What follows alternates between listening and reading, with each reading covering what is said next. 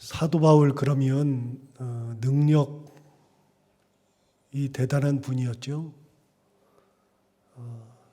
죽은 사람을 살릴 정도의 신유의 은사를 받았던 분이 사도 바울이고, 사도 바울이 가는 곳마다 기적이 일어났고, 그렇게 사도 바울은 사람들 앞에 하나님의 일꾼으로 크게 쓰임 받았습니다.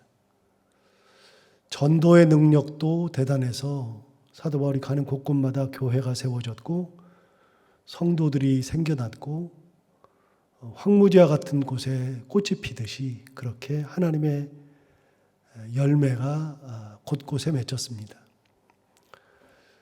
역사 이래로 사도 바울과 같은 그런 능력을 가진 사람은 아마 제가 생각할 때는 없는 것 같습니다. 참 크게 쓰임을 받았습니다.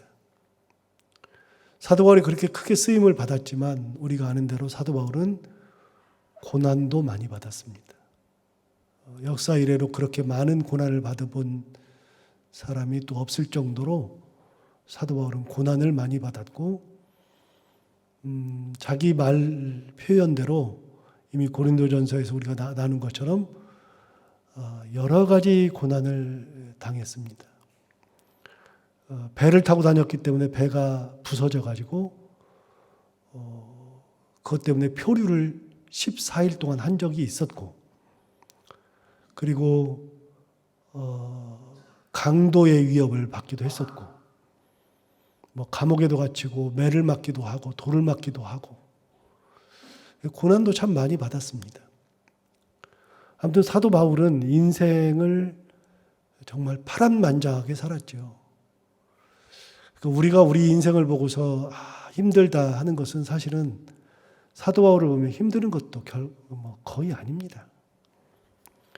그렇게 사도 바울이 능력이 많았지만 고난도 많았다. 그런데 우리가 착각하는 것 중에 하나가 사도 바울은 자기가 갈 길을 다 알고 있을 것이다 라고 생각할 때가 있습니다. 사도 바울이 예언의 은사를 받았는지 여부는 성경을 통해서 우리가 알 수 없습니다. 분명한 것은 신의 은사는 받았습니다. 방언의 은사도 받았습니다.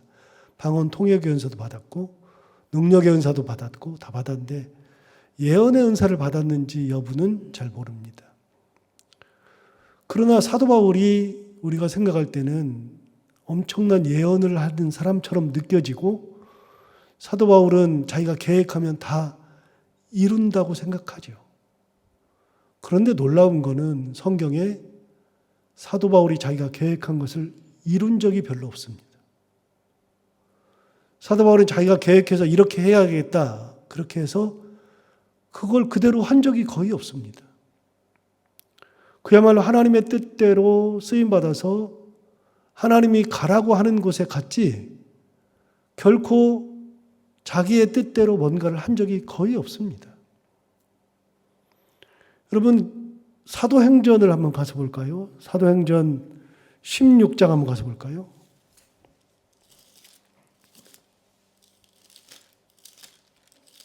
제가 가지고 있는 성경으로는 215페이지, 신약성경 215페이지. 사도행전 16장. 사도행전 16장은 사도 바울이 2차 선교여행을 떠난 겁니다. 1차 선교여행을 마치고 2차 선교여행을 떠날 때 그 떠나는 상황을 15장 36절부터 얘기를 해줬어요.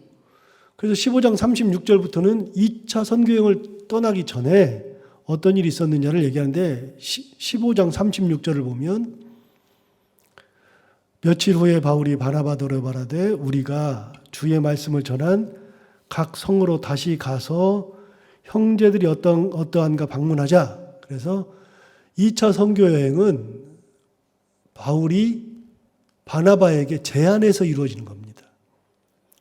근데 2차 선교여행은 어떤 제안을 했냐면 우리가 전한 곳, 그 성읍에 다시 가보자. 그 사람들이 어떻게 하고 있는지 한번 다시 돌아보자. 그게 2차 가자는 겁니다. 원래 계획은 1차 선교여행 때 다녔던 곳을 다시 가면서 성도들이 잘 있나 확인하고 믿음의 굳건히 서도록 다시 한번 가서 살펴보고 돌아오자는 것이 계획입니다. 그런데 그 계획을 가지고서 얘기를 했더니 바나바도 오케이, 그럼 가자. 그랬는데 15장 37절에 바나바는 마가라 하는 요한도 데리고 가고자 하나 바울은 밤빌리아에서 자기들을 떠나 함께 일하러 가지 아니한 자를 데리고 가는 것이 옳지 않다 하여 서로 심히 다투어 피차 갈라서니 바나바는 마가를 데리고 배 타고 구브로로 가고 바울은 실라를 택한 후에 형제들에게 주의 은혜에 부탁함을 받고 떠나 수리아와 길리기아로 다니며 교회들을 견고하게 했다. 이렇게 돼 있잖아요. 그러니까 원래 계획은 바나바랑 함께 1차 선교행 했던 데를 다시 돌아가서 거기에서 성도들이 잘 있나를 보고 믿음을 더 굳건하게 해주고 오는 것이 2차 선교여행의 본 뜻인데 누구를 데리고 가느냐 때문에 싸우기 시작해가지고서 바나바는 마가 요한을 데려가자 그러는데 바울은 밤빌리아에서 우리를 버리고 도망갔지 않느냐. 그런 사람을 왜 데려가느냐 그래가지고 거기서 심히 다투어서 갈라서 버린 거 아닙니까? 그래가지고서 바나바는 마가 요한을 데리고 가고 바울은 실라를 데리고 가고 그래서 바나바는 원래 계획했던 1차 선교여행지를 다시 돌아보려고 하는 계획으로 마가 요한과 함께 자기가 1차 선교여행 다녔던 구브로를 향해서 갔고 바울은 바나바랑 함께 갈 수 없으니까 딴 길을 개척해서 간 거예요. 그래서 2차 선교여행이 달라진 거는 바로 그런 거예요. 여러분 둘이서 싸우고 갈라질 것을 누가 알아요?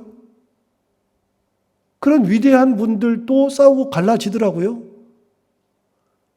그런데 그것이 어떻게 보면 하나님의 뜻이라고 말할 수도 있는데 바울이 그 길을 갔기 때문에 2차 선교 여행을 통해서 새로운 개척지가 생긴 거잖아요. 그리고 나서 16장이 2차 선교 여행입니다. 그래서 2차 선교 여행은 1차 때 육지 그족을 조금 돌다가 그래서 5절까지 이렇게 도는 겁니다. 돌고 2차 선교여행이 지금 초창기입니다. 6절을 보시면 이거는 유명한 사건인 거 몇 번 말씀드렸어요. 6절에 성령이 아시아에서 말씀을 전하지 못하게 하시거늘 그들이 부르기아와 갈라디아 땅으로 다녀가 무시아 앞에 이르러 비두니아로 가고자 애쓰되 예수의 영이 허락하지 아니하시는지라. 2차 선교여행에서 딱 막힌 겁니다. 뭐가 막혔느냐? 바울 일행은 아시아에서 복음을 전하고 싶은 겁니다. 지금의 터키에서. 터키 지방에서 복음을 전하려고 하는데 그래서 부르기아, 밤빌리아 이런 데로 막 거쳐가지고서 또 가고 아시아로 가고 계속 가려고 그러는데 성령이 막은 겁니다. 계속해서 막은 겁니다. 아시아로 못 가게. 동쪽으로 못 가게 자꾸만 막는 겁니다. 그렇게 힘쓰되 예수의 영이 허락하지 않은 거예요. 그래서 어떻게 됩니까? 결국은 서쪽으로 갈 수밖에 없는데 그 상황이 그래도 깨닫지 못하니까 하나님께서 환상을 주시잖아요. 그 유명한 드로아 환상. 마케도니아인 환상. 8절 보시면 무시아를 지나 드로아로 내려갔어요. 이 드로아 환상이 굉장히 중요한 기독교 선교 역사에 있어서 사도행전 16장 5절부터 이 구절이 가장 중요한 코페르니쿠스적 전환을 이루었던 가장 중요한 사건이었죠. 드로아에 내려갔는데 9절 밤에 환상이 바울에게 보이니 마케도니아 사람 하나가 서서 그에게 청하여 이르되 마케도니아로 건너와서 우리를 도우라. 환상 중에 마케도니아 사람이 막 불러가지고서 우리를 도와줘라. 그렇게 보인 거예요. 환상이. 그 환상이 보였을 때 드디어 깨달은 겁니다. 성령이 막고 예수의 영이 자꾸 막는데도 자꾸만 갈라 그러니까 드로아에서 드디어, 드로아는 바닷가니까요. 바닷가죠. 거기서 배를 타고 서쪽으로 넘어가는 겁니다. 그래서 드로아에서 성령께서 환상을 보여주는 겁니다. 못 깨달으니까. 사도 바울도 깨닫지 못하니까 환상을 보여줘가지고 어떻게 하느냐? 넘어가게 하는 겁니다. 10절 보시면 바울이 그 환상을 보았을 때 우리가 곧 마케도냐로 떠나기를 힘쓰니 이는 하나님이 저 사람들에게 복음을 전하라고 우리를 부르신 줄로 인정함이러라. 여러분, 사도 바울이 자기가 계획한 길을 못 갑니다. 사도 바울은 내가 계획한 일을 무조건 간다고 생각하는데요. 사도 바울이 계획한 거, 하나님이 막은 것들이 많습니다. 실제로 막습니다. 로마서 한번 가볼까요? 로마서 15장. 이것도 지난번에 설교를 했는데, 로마서 할 때 설교를 했는데, 제가 가지고 있는 성경으로는 260페이지.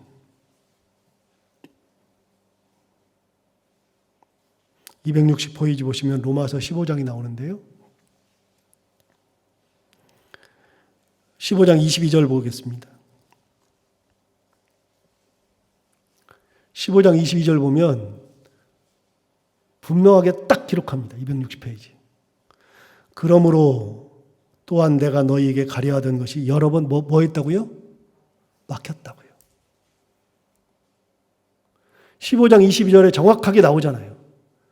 너희에게 가려고 했던 것들이 어떻게 됐다고 여러 번 막혔어요. 사도 바울은 로마를 굉장히 가고 싶어 했어요.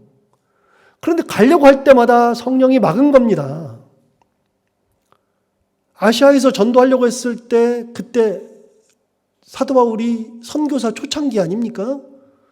그때도 아시아에서 전하지 못하게 성령이 막으시고 사도 바울의 발걸음을 드로아에서 환상 중에 끄집어내서 마케도냐로 보내면서 서양 전도가 시작됐잖아요. 하나님의 역사로 서쪽으로 복음이 전파되는 결정적인 역할을 했죠. 그래서 사도 바울은 마음속에 로마로 가는 게 소원이었어요. 그럼 내가 로마까지 갈 거다. 더 서쪽으로 갈 거다. 이제는 서쪽도 하나님이 허락하신 것보다도 훨씬 더 가려고. 그러는데 로마로 가는 것은 하나님이 또 여러 번 막았습니다. 여러 번 막혔다. 정확하게 표현합니다. 23절 볼까요? 이제는 이 지방에 일할 곳이 없고 또 여러 예전부터 언제든지 서바나로 갈 때 너희에게 가기를 바라고 있었으니 이는 지나가는 길에 너희를 보고 먼저 너희와 사귐으로 얼마간 기쁨을 가진 후에 너희가 그리로 보내주기를 바람이라. 그러니까 사도 바울의 계획은 뭐냐면요.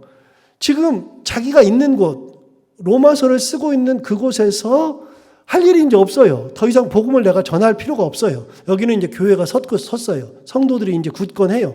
내가 더 이상 할 일이 없어요. 그래서 나는 로마를 가고 싶어요. 근데 로마 넘어서 서바나, 즉 스페인까지. 로마보다 더 서쪽인 스페인까지 가려고 하는데 갈 때 로마도 들러가지고서 너희들하고 먼저 사귀고 너희들하고 교회를 같이 크게 이렇게 해서 성도들과 함께 교제한 후에 너희들과 나를 서바나로 파송해 주기를 원한 거예요. 사도 바울은 서바나에 혼자 가려고 하는 것이 아니라 로마 교회가 자기를 파송해 주기를 원했어요. 보세요. 24절 보세요. 이는 지나가는 길에 너희를 보고 먼저 너희와 사귐으로 얼마간 기쁨을 가진 후에 너희가 그리로는 서바나죠. 너희가 서바나로 보내주기를 바람이라. 여러분, 사도 바울은 스페인을 가려고 했을 때 로마 교회를 먼저 가서 굳건히 하고 그래서 로마를 가가지고 거기 성도들을 만난 후에 공동체를 크게 만들어 놓고 그 공동체가 자기를 스페인으로 파송해 주기를 원했어요. 그런데 지금까지도 그것이 막혔어요. 사도 바울이 가는 길을 하나님이 계속 막았어요. 여러분, 사도 바울이 자기가 계획한 대로 다 됐나요? 성경을 보니까요, 사도 바울이 자기가 계획한 대로 안 돼요. 되지가 않아요.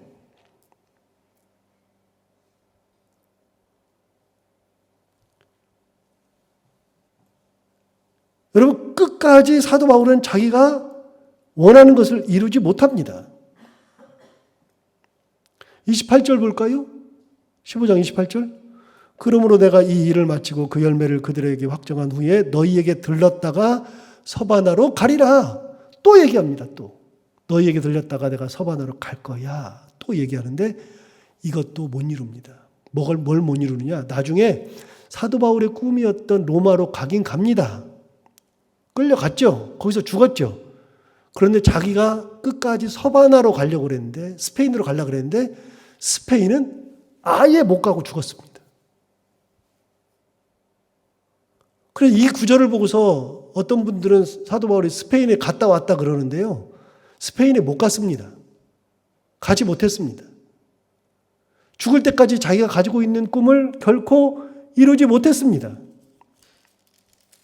여러분, 사도 바울과 같은 사람도 하나님께서 길을 막으시면 안 되는 겁니다. 그 길은 하나님께서 정하시는 겁니다. 하나님께서.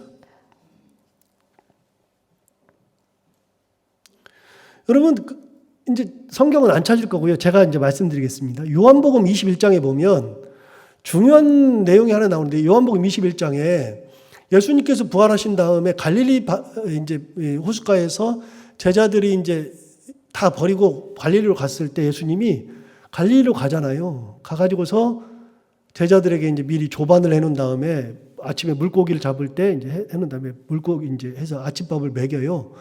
먹이고 났더니 이제 물어보는 겁니다. 이런저런 얘기가 나오는데 그때 이제 유명한 구절이 나와요. 요한의 아들 시몬아, 내가 다른 사람들보다 나를 더 사랑하느냐. 그 묻는 장면, 3번 묻는 장면이 나와요. 그러고 난 다음에 이제 예수님께서 이렇게 말씀하셔요. 내 양을 먹이라, 내 양을 치라. 그런 다음에 예수님께서 제자들에게 이 말씀을 하세요. 내가 진실로 진실로 내게 이르노니, 네가 베드로에게 하는 얘기예요. 그러나 제자들에게 하는 얘기죠. 내가 젊어서는 스스로 띠뛰고 원하는 곳으로 다녔거니와 늙어서는 내 팔을 벌리리니 남이 내게 띠띠우고 원하지 아니하는 곳으로 데려가리라. 여러분, 사도의 운명이 뭐냐면, 내가 내 마음대로 젊었을 때는 막 다녀요. 어디든지 가요. 그런데 사도가 되고 하나님의 부르심을 받은 다음부터는 내가 원하는 곳으로 가는 것이 아니라 사람들이 끌고 가는 거예요. 하나님의 뜻대로 내가 끌려가는 거예요. 거기서 복음을 전하는 거죠. 거기서. 다른 게 없어요. 뭐 대단하지 않아요. 사도 바울이 그렇게 뭐 대단하게 뭐 한 적이 없어요. 쓰임은 크게 받았지만 사도 바울은 쓰임을 크게 받았을지 몰라도 자기가 원하는 대로 살지는 못했어요. 하나님의 뜻대로 살았지. 자, 그럼 오늘 본문으로 가볼까요? 오늘 본문 16장 5절. 내가 마케도냐를 지날 터이니 마게도냐를 지난 후에 너희에게 가서 혹 너희와 함께 머물며 겨울을 지낼 듯도 하니 이는 너희가 나를 내가 갈 곳으로 보내어주게 하려 함이라. 사도 바울의 계획이죠. 계획이 또 나옵니다. 사도 바울이 편지하면서 또 계획을 얘기합니다. 내가 마케도냐를 거쳐서 너희에게 갈 거다. 거기 가가지고 내가 겨울을 보낼 듯도 하다. 근데 겨울을 보내면서 너희가 나를 또 파송해달라. 그 얘기입니다. 여러분, 로마 교회에서도 사도 바울은 파송받기를 원했습니다. 그런데 고린도 교회에서도 파송받기를 원했습니다. 내가 가야 할 곳으로 너희가 나를 보내주기를 원한다. 파송하기를 원한다. 이게 사도 바울의 계획이에요. 겨울을 같이 보낼 계획이었어요. 그런데 이제는 사도 바울이 깨달았어요. 뭘 깨달았느냐? 드디어 깨달은 게 있어요. 여기 7절을 보시면 이제는 지나가는 길에 너희 보기를 원하지 아니하노니 이는 그 다음 뭐라 그래요? 만일 주께서 허락하시면,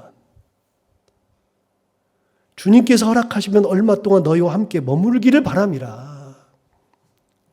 사도 바울이 그 인생을 살면서 깨달은 게 있어요. 뭐냐? 내가 겨울을 거기서 나기를 원한다. 너희가 나를 파송해 주기를 원한다. 다 말할 수 있어요. 내가 마케도냐를 통해서 너희한테 갈 거다. 별소리를 다 할 수 있는데요. 그때 자기 마음속에 딱 들어오는 생각, 드디어 들어오는 생각. 주께서 허락하시면, 주님께서 허락하시면 내가 이게 가능하겠다. 사도 바울이 드디어 제대로 된 고백을 하죠. 주님께서 허락하시면 내가 이 일을 할 거다. 감당할 거다.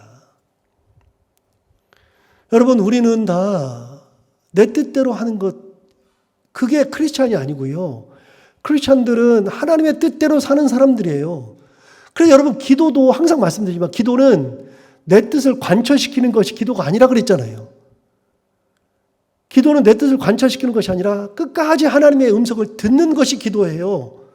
하나님의 뜻을 구하는 것이 기도죠.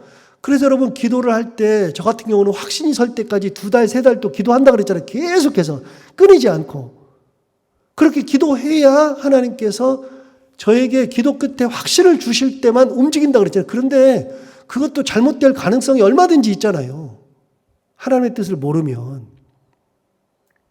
여러분, 기도도 내 뜻을 관철시키는 것이 아니라 하나님의 뜻을 나한테 내가 받아들이는 것이 기도예요. 크리스찬들은 하나님 앞에서 내가 원하는 것을 막 이루고 하나님 앞에 받아내는 것이 크리스찬들이 아니라, 크리스찬들은 하나님의 말씀 앞에 가서 나를 부복시키는 것이 크리스찬이고요. 말씀대로 내가 살아가는 것이 크리스찬이죠. 내 뜻대로 하나님을 움직이는 게 아니에요. 하나님이 내 뜻대로 움직이지 않아요. 여러분, 그런데 하나님은 나한테 뜻이 있어요. 나한테 어떤 분명한 뜻이 있어요. 내 가정에도 뜻이 있어요. 내 자녀들에게도 내 자녀를 향한 하나님의 뜻이 계셔요.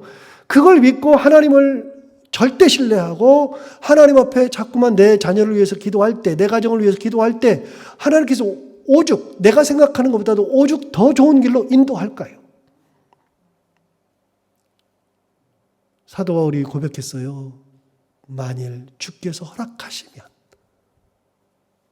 자, 16절, 17절 다시 볼까요? 자, 6절, 7절 다시 볼까요? 혹 너희와 함께 머물며 겨울을 지낼 듯도 하니 이는 너희가 나를 내가 갈 곳으로 보내어 주게 하려 함이라.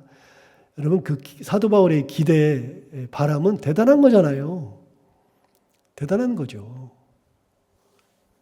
7절도 보시면 이제는 지나가는 길에 너희 보기를 원하지 아니하노니 이는 만일 주께서 허락하시면 얼마 동안 너희와 함께 머물기를 바람이라.